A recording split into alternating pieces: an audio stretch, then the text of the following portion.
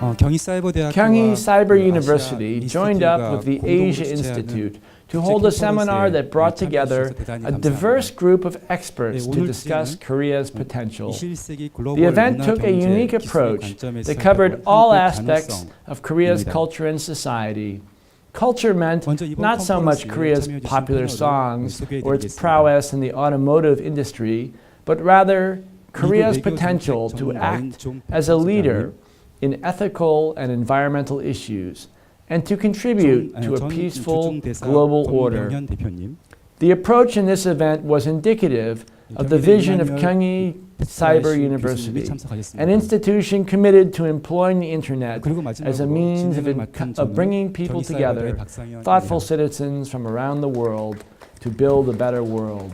Consistently, Kyunghee Cyber University has gone beyond simply offering courses online to bring together people who are interested in contemporary issues for important dialogues.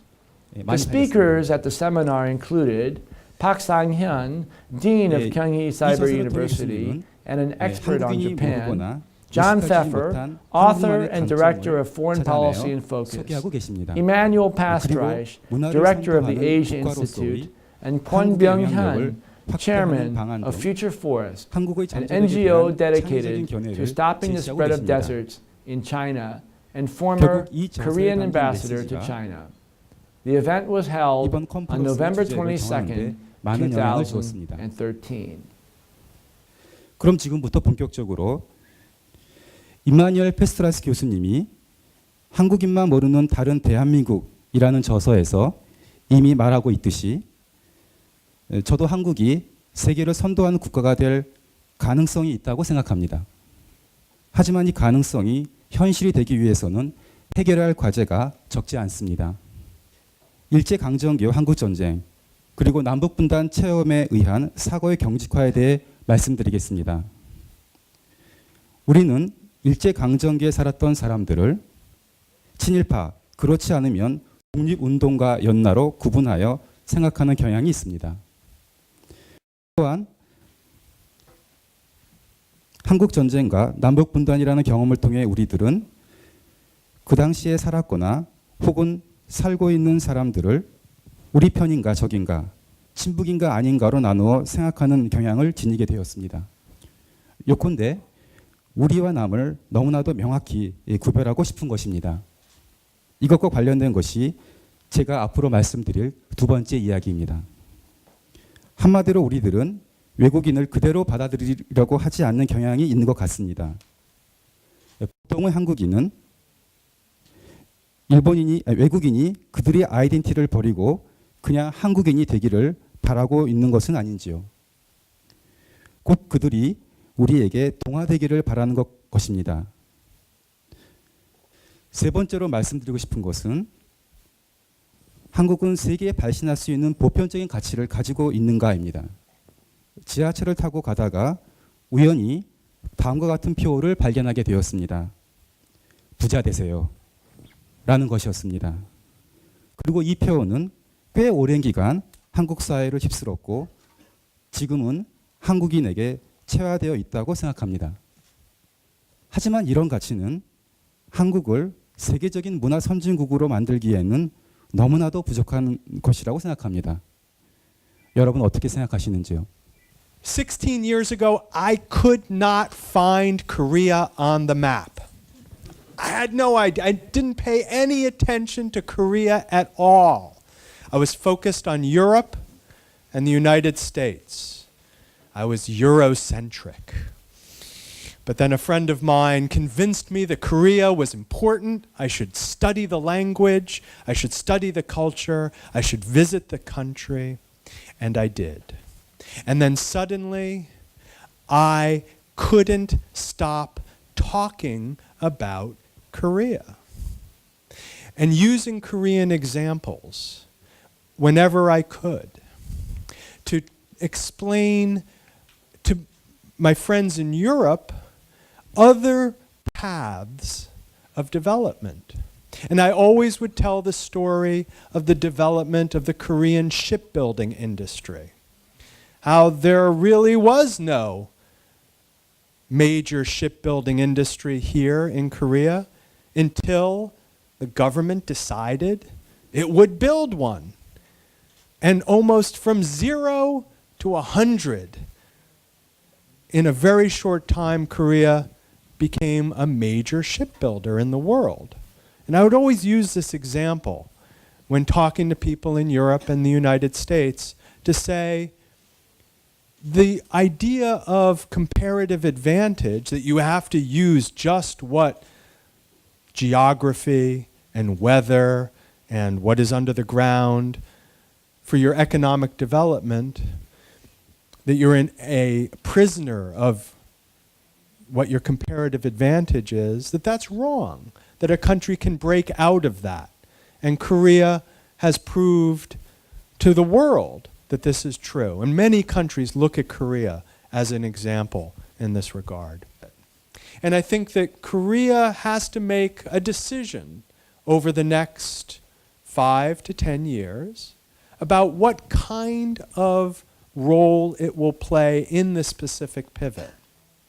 Will it be a major military ally of the United States in the increased focus of the United States in this region from a military point of view? Or will Korea argue that there should be perhaps a different kind of pivot? So what do I mean by that? South Korea is in a kind of a difficult position, caught between its ally, the United States, and China, which is a major economic trading partner. So essentially, Korea has a choice. It can continue to be a major military ally of the United States, or it could argue for a different kind of security relationship in this region, a security relationship that is based more on common interests that would include China and not opposed to China. So I think the decision that South Korea makes, whether it can, together with the United States, establish a different kind of Pacific pivot, a pivot that is not just a military pivot, but a pivot which is actually a refocus on a different set of issues, not just a different part of the world. A pivot to focusing, for instance, on environmental issues, which affect all the countries in the region. A pivot to look at humanitarian issues, such as the aftermath of a hurricane or a nuclear disaster. A pivot to the interests that are common in the region. If South Korea and North Korea are able to close this gap of development and political structures, then I think the Korean Peninsula can show the way for the rest of the world. Because remember, the gap between North Korea and South Korea is actually very similar to the gap we see everywhere in the world. The gap between countries that are wealthy and countries that are not wealthy. The gap between countries that have democracies and the countries that don't have democracies. If you can come up with a formula for this very difficult task, then I think that formula can be applied all around the world and show the way to overcome what is still the most difficult gap in the world today between the haves and the have-nots, between the Democrats and the non-Democrats.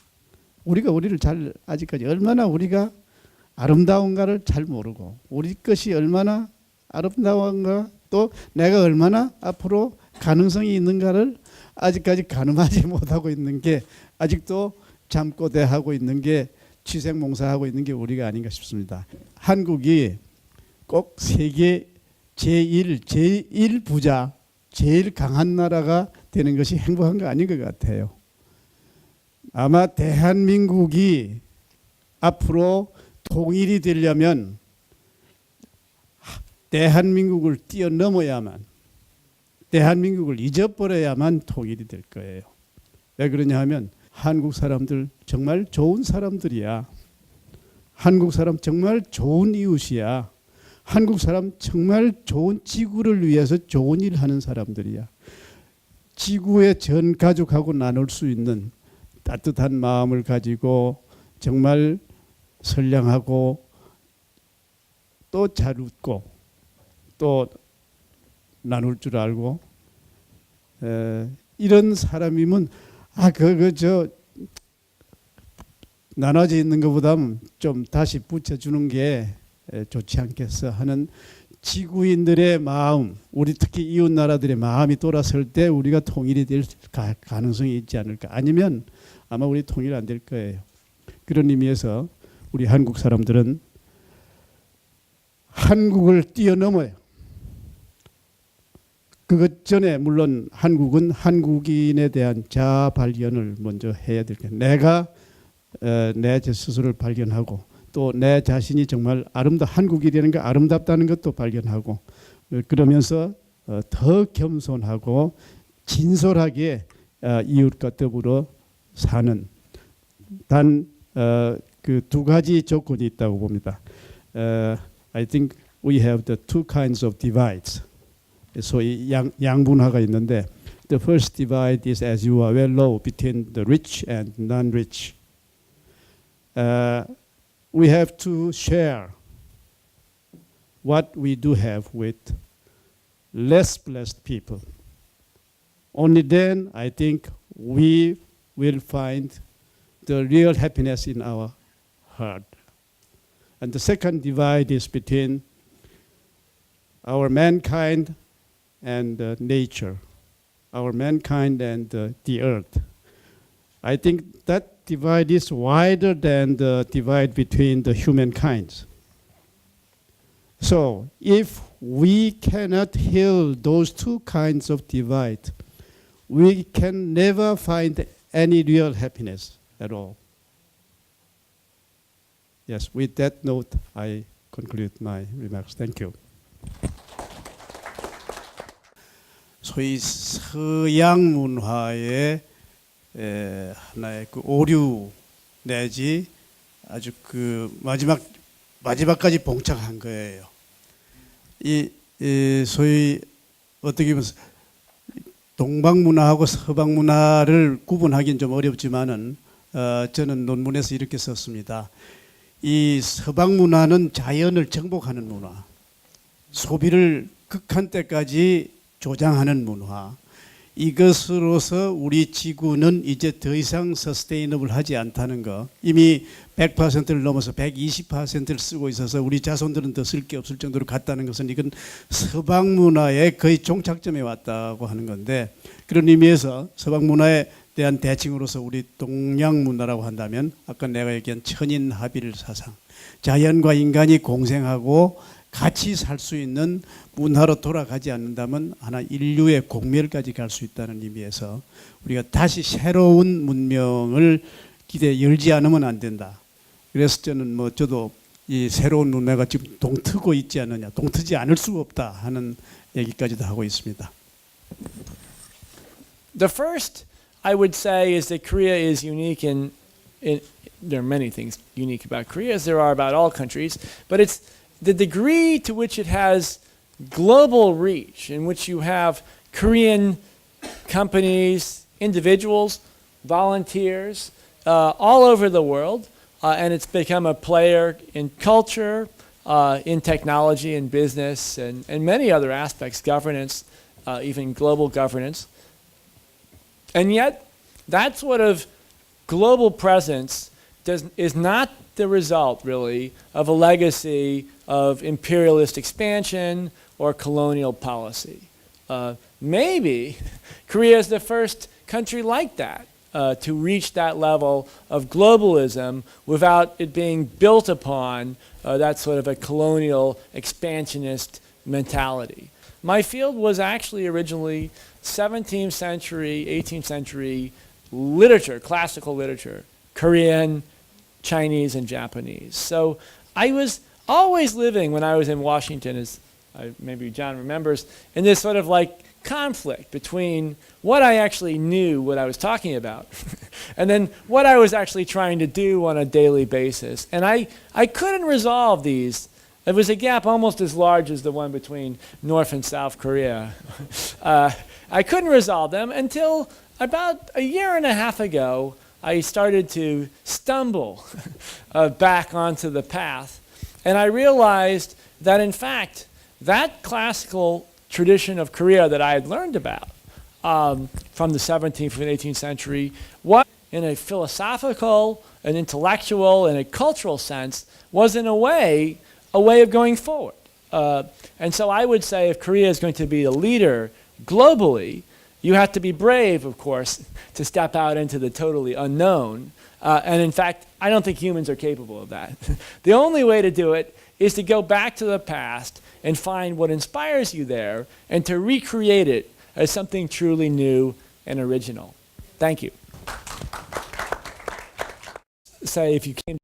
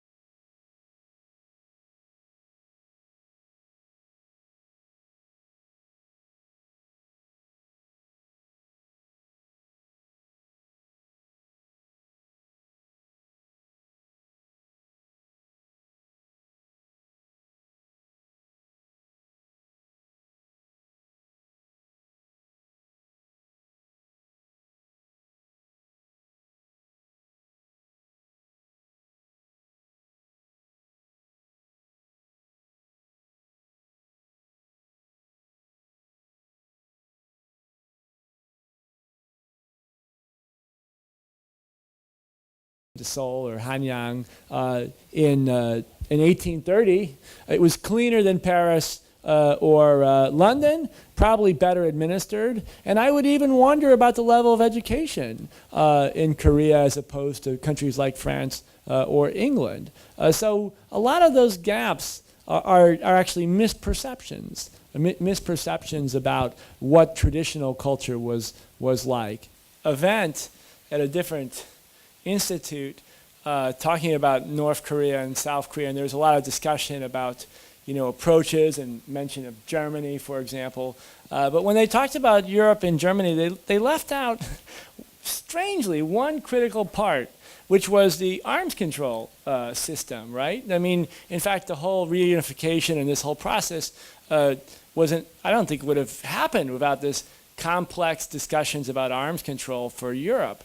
So I think this is something that really we have to keep in mind, is that this, if we think about Asia today, it's clear that we are looking at the center for technology, for economic growth, for cultural generation, but we can't help but be aware of what happened exactly 100 years ago in the case of Europe. Thank you.